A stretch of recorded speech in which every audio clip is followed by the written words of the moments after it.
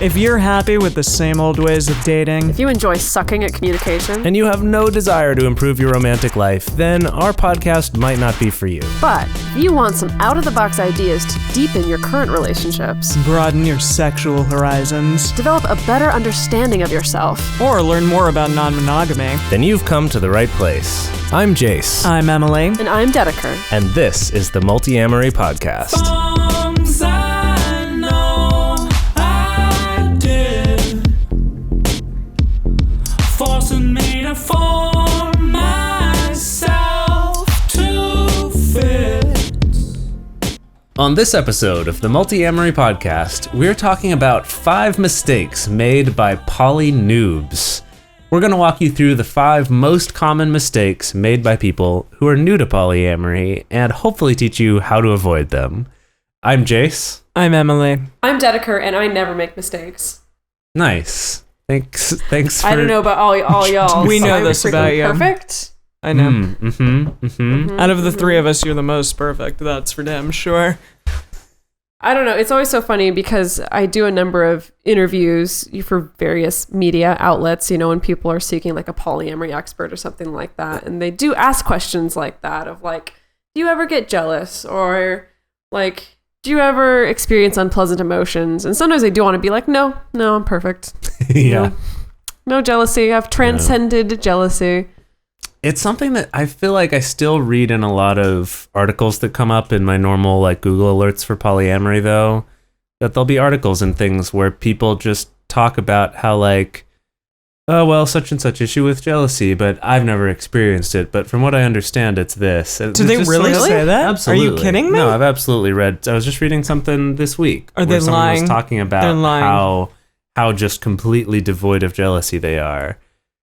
And I'm just like, maybe that's true, but I don't know if that's something to brag about as much as just be like, I'm very different from the rest of the world. Not I even don't a know. tiny bit, because I feel like for myself, there's definitely been a development. Like my jealousy is very different feeling now than it was 5 or 6 years ago. It's definitely much more manageable and much more tame, I would say, but it's not that I never experience it or like I just never feel it. It's not like I'm cured.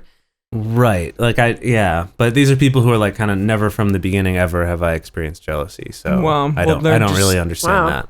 And there may be people listening right now who are like, no, I feel that way. Well, y'all are Cylons. Well, I was going to say Vulcan, and my fantasy has always been to date a Vulcan because sometimes human relationships are just too emotional. So There you go. I see. Yeah. it's not because of the eyebrows. It's for the logic. Mm-hmm. Well, I'm in for the logic. I've always kind of wanted to date a Cylon, so Really? As long as they all looked like 6, then yes. Please. For Really? the love of God. really. Well, I don't know, almost all the 'cause I guess Cylons I'd go for. Oh, there you go. On Sorry, my yeah. side, it's as long as they all look like Zachary Quinto, because I did have a dream, like when the first Redux Star Trek movie came out, I had like this steamy dream that I did marry Spock and we had a great sex life. Nice. Yeah. And then I Was woke up it and I was like, devoid of dang, but Zachary emotion? Quinto is gay. Yeah. Yeah. But the fantasy still remained. Well, God, that's this good. is really showing the insides on this episode, No, we're just good. right out the gate. Really, man. Yeah. All Right out the right. gate. Okay, so let's get into this. Let's start talking about these 5 mistakes that poly-noobs make. And it kind of rhymes a little bit. I didn't realize that when we wrote it. It The does. 5 mistakes So, that okay. poly-noobs make. So one of the first things that people make right out the gate is thinking, and this usually happens with couples who are just starting to open their relationship, or couples who want to add a third person to their relationship, is kind of falling prey to this thinking that, well, if we date the same person at the same time, no one's going to get jealous and it's going to be just like happy, fun, threesome land all the time, right? Yes. Right. Lovely Yeah. triad. Mhm. No, the thing is, like the fantasy of the like beautiful little triad is a fantasy that actually a surprising number of people have. Of like, yeah, this is like a lot of people think that's what polyamory just is this, Right, it's about multi-person that triad, relationship. yeah.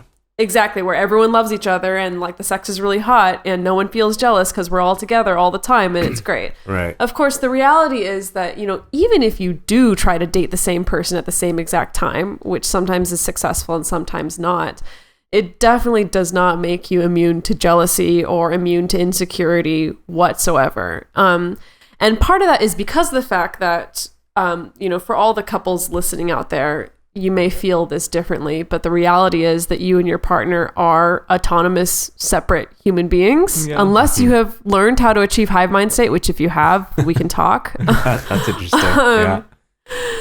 But that's the thing, is that the inherent structure in that is that you are two separate human beings, and that means that these are two separate relationships that you're forming with the same person. And so those relationships are, of course, going to be different and hopefully independent, which means there's always a potential that you might look at your partner's relationship with this person and be like, hey, like, I feel like they're giving something that they don't give to me, or I feel like it's special in a way that ours isn't special. Like, what the hell? Yeah. Right. And you're also opening yourself up to, I guess, a lot more opportunities to put blame on specific people, I guess, like rather than kind of accepting that jealousy yourself.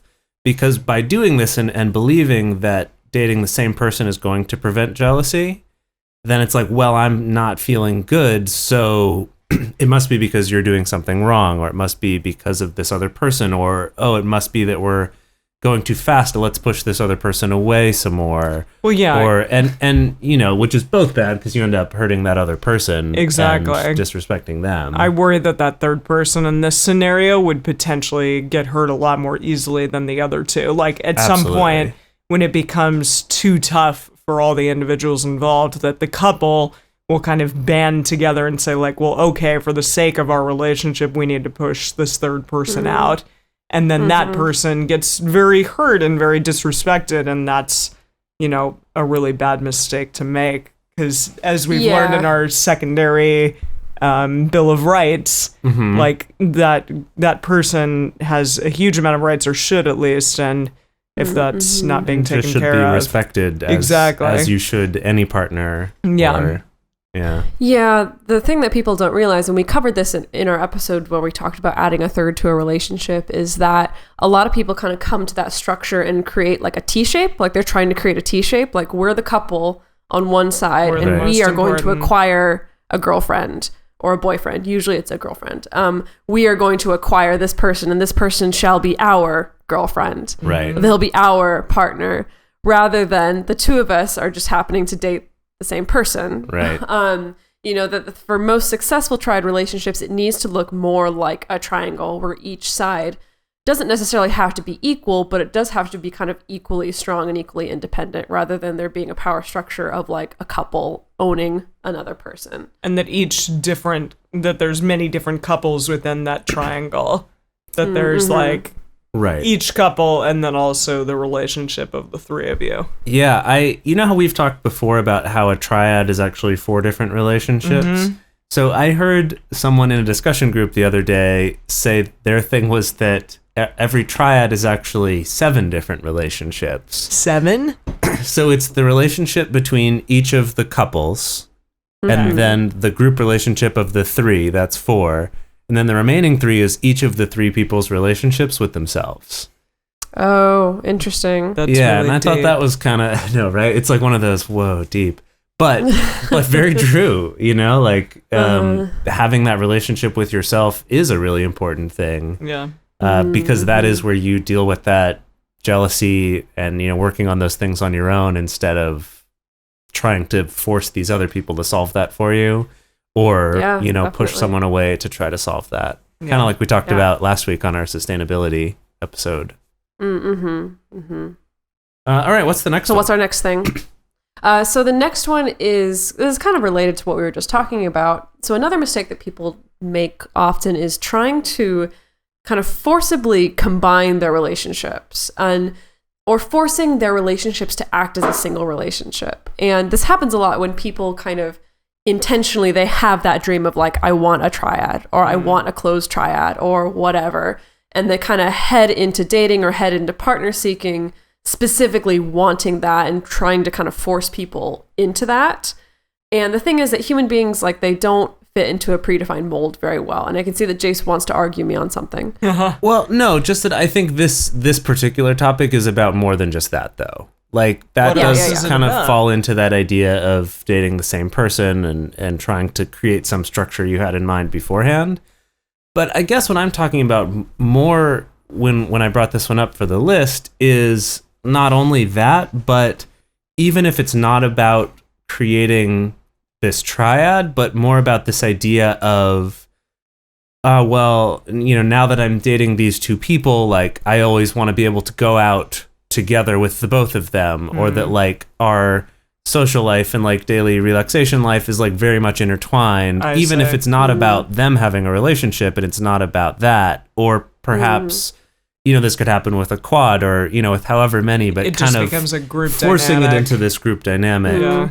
When you know, we're going to talk later about not compartmentalizing either, but I think we don't want to try to force all these relationships into one sort of group pod dynamic necessarily. You know, like that might happen with some, but I guess the important takeaway would be that, you know, even if whether you are in kind of like a group relationship or not, that still one-on-one time is valuable. Yeah, for everyone involved. Each relationship their own autonomy, and say like, hey, you know, we're each going to be different things. Yeah. That quality time is not always going to mean like group time for everyone involved. For sure. Right, and it's important to have individual time and not, you know, that if your partners feel like the only time they get with you is shared with other people, like, I could understand how that would make someone feel less special. It's like, well, you don't have, you know, you don't want to spend time just with me, like I'm not enough.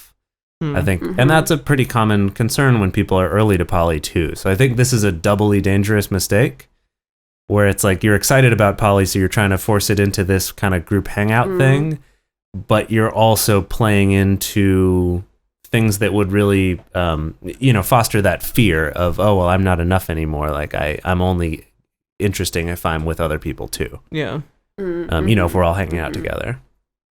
Yeah. And this does happen also in unicorn hunter relationships frequently, where it's kind of like, well, we can bring this third person around, but only if we're all hanging out. You know, like my partner can't hang out with this person individually, or I can't hang out with this person individually, or my partner can't have sex with this person individually. It's kind of like this third person can be part of your life, but only if it's part of just this 3-person dynamic. And that couples that do that will often change the rules over time too, as their feelings change or their insecurities come up. They'll take out those things on that other person rather than doing that personal work for themselves. Yeah. All right. So before we move on to compartmentalizing relationships, let's talk about our Patreon. Our Patreon is a really awesome place where you can go to help support our show and also to join a really amazing community of people who are excellent listeners, who are supportive, incredibly positive. You know, even if they're sharing things that are difficult in their lives, like seriously, if any of you have been in a lot of groups online, they're not always the most positive.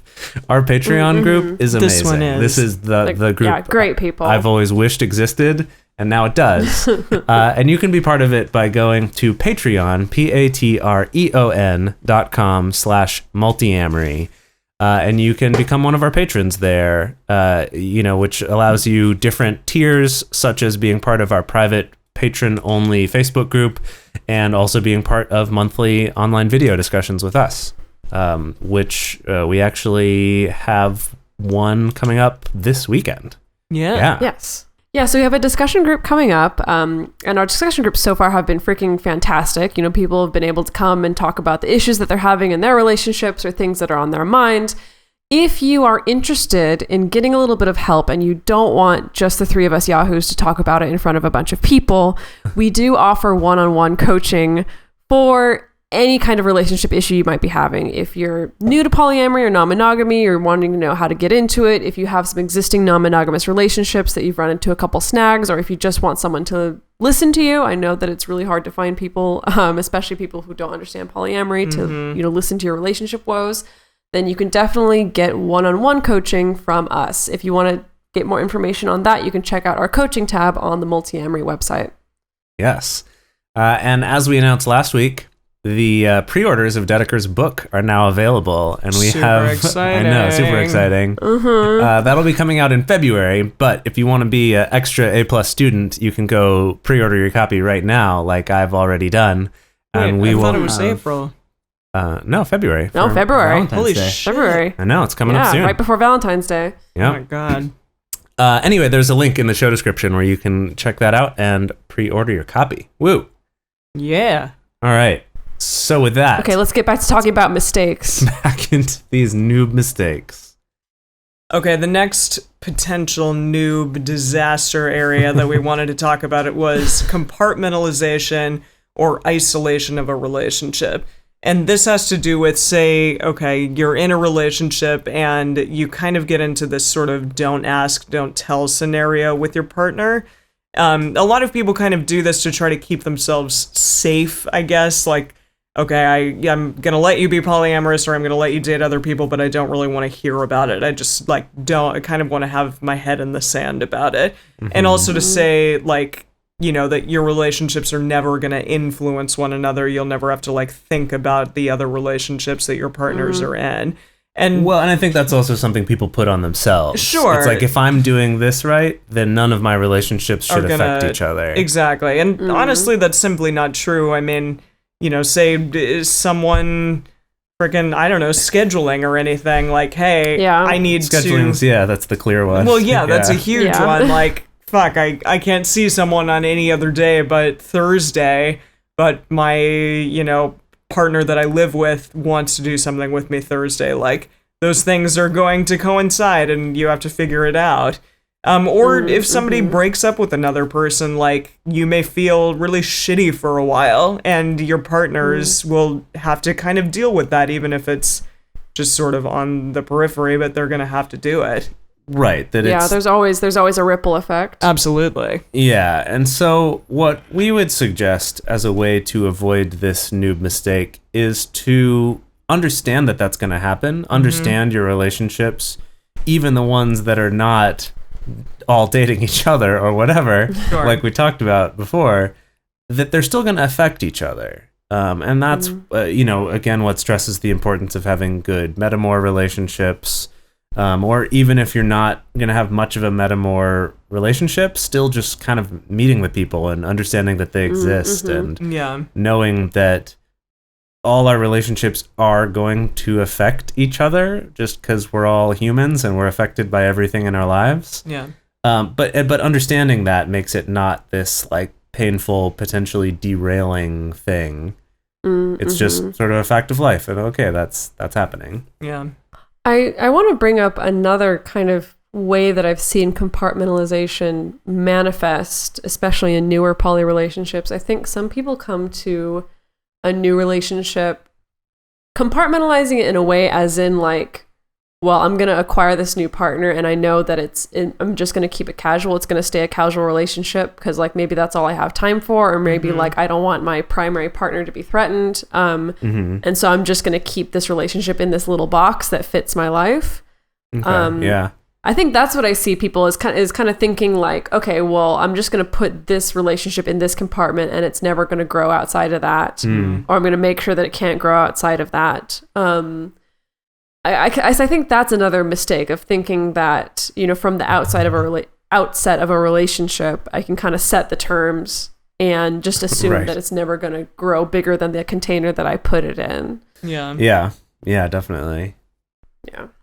Which actually kind of leads into our next one here, which is treating people and relationships as objects or functions rather than as other human beings.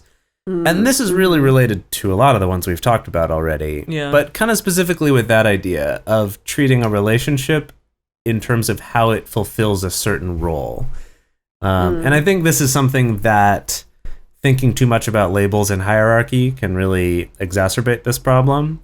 But it's kind of being like, well, this person is, you know, like I have, you know, one wife and two girlfriends and a friends with benefits and a whatever, you know, like putting them in these clear boxes. And so kind of being like, well, because you're this box, that's all this relationship can ever be. Or because you're in this box, you will never become less than this, or our relationship could never change.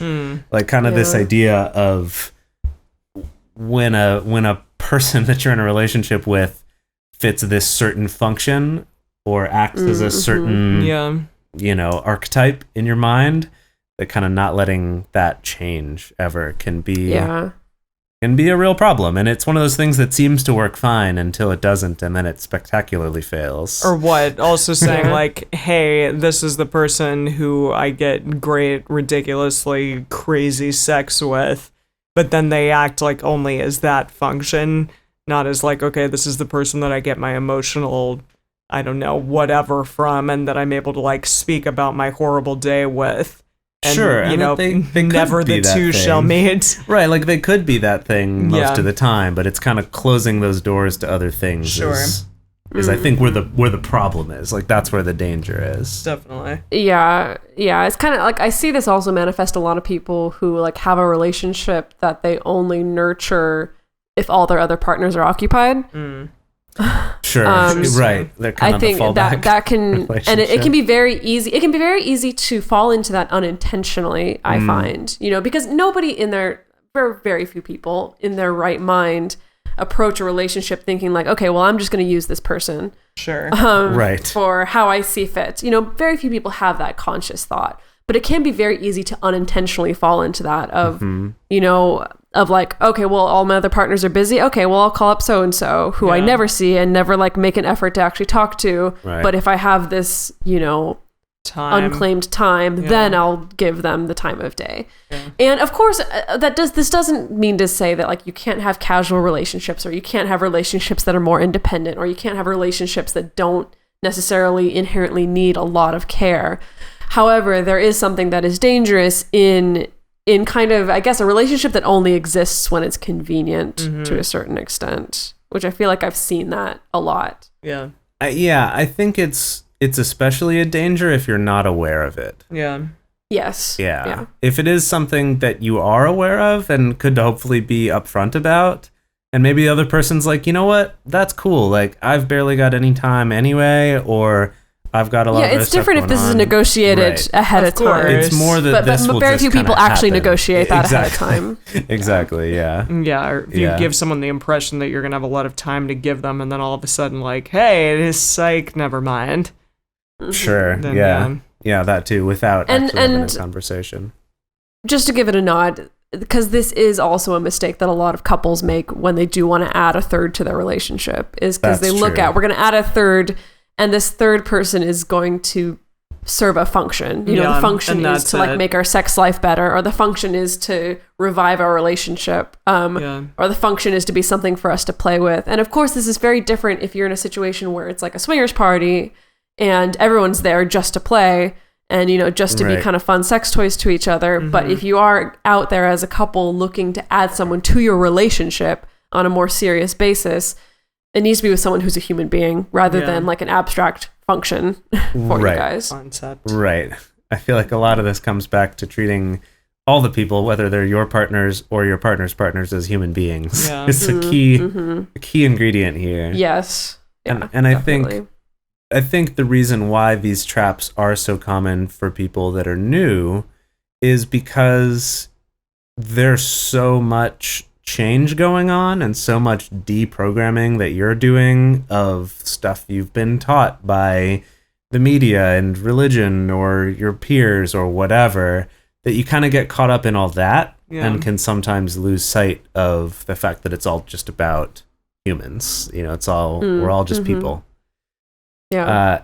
All right. And then moving on to our last rookie mistake here. Number 5. is prioritizing preserving a relationship over developing it. So another term for this is relationship containment, apparently. I hadn't heard that one before, but Dedeker brought that up. Yeah. But basically what this is generally something that happens if a couple is opening up, is that their concern going in is sort of seeing polyamory as a threat to their relationship, right? That it's going to take away time from each other, and it's going to bring up jealousy, and it's, hopefully going to reinvigorate them, but it's like mostly a threat. And so we're going to take these steps to preserve our relationship. And if our relationship starts to change, do things to like rein it back in and try to keep it the way it is the whole time. And I think that the part of the whole point of opening a relationship up is to let it change, is to see how your relationship can grow and develop rather than just keeping it the same. Because if you wanted to keep it the same, like, why are you changing it? Yeah. Right? And by trying so hard to preserve that relationship, you're going to be cutting off your outside relationships and also not letting that relationship grow because you're just focused on trying to keep it to what you thought that it was. Yeah. Which is not only limiting those exterior good parts by cutting off those relationships, but it's also limiting those interior good parts of growing and deepening and becoming more connected. I think that, I mean, a lot of couples do come to it, like you said, with this sense of threat. I think it's so much more useful and so much more positive to kind of come to it of a sense of like, we're going to grow to a point where like we feel so good in this relationship and we do feel so safe in this relationship that very little actually threatens it. And it's a subtle shift in psychology. It's this more expansive look at it, as in like, rather than trying to contain it and trying to ward off threats, we're going to, be able to grow so close to each other and be able to become so vulnerable with each other and communicate with each other in such a way that there isn't anything that can threaten our own safety and well-being. Are you tracking on this? Am I making it clear? No, I mean, that's really right. That really interesting concept. Yeah, that making a relationship more secure by just deepening destabilizing it potentially through through other people becoming a part of it. But I love that idea of vulnerability that you just brought up, because really, I mean, it's one of the most vulnerable things, especially like coming from a monogamous viewpoint, that you can do is to like bring other people into a pre-existing relationship. But if you have the idea of like, hey, I'm going to, instead of say like, I'm so worried and insecure and I think that this is going to go horribly, but say like, I am so secure with you that I know that like I'm allowing myself to feel all of these amazing things and I get to do it with you. Like how really profound and beautiful that idea is. And I liked that idea. So many people don't want to be vulnerable. And yet like to say, hey, I want to be as vulnerable as I can with you.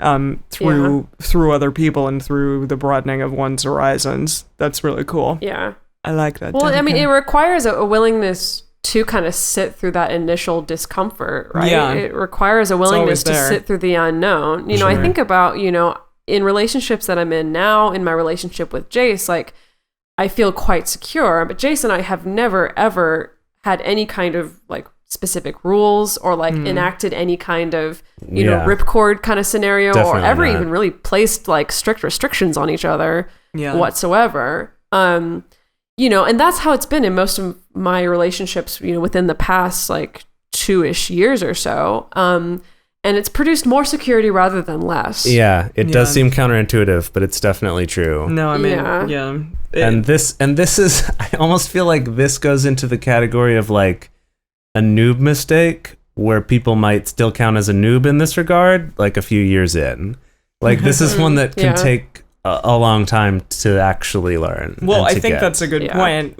Any person, regardless of if they've been within polyamory for 6 months or 20 years, they can still make all of these mistakes, depending on who they're with or of course whatever. And I mean, to say that I have a confession. I have a confession. Oh, please. To make for you guys, which is that I lied at the beginning of this episode. I do make mistakes. I do make mistakes. Jesus, Dedeker. All the time. And you're also all a liar. The freaking time. Yeah. I'm also a liar. You make mistakes and you lie. What the hell?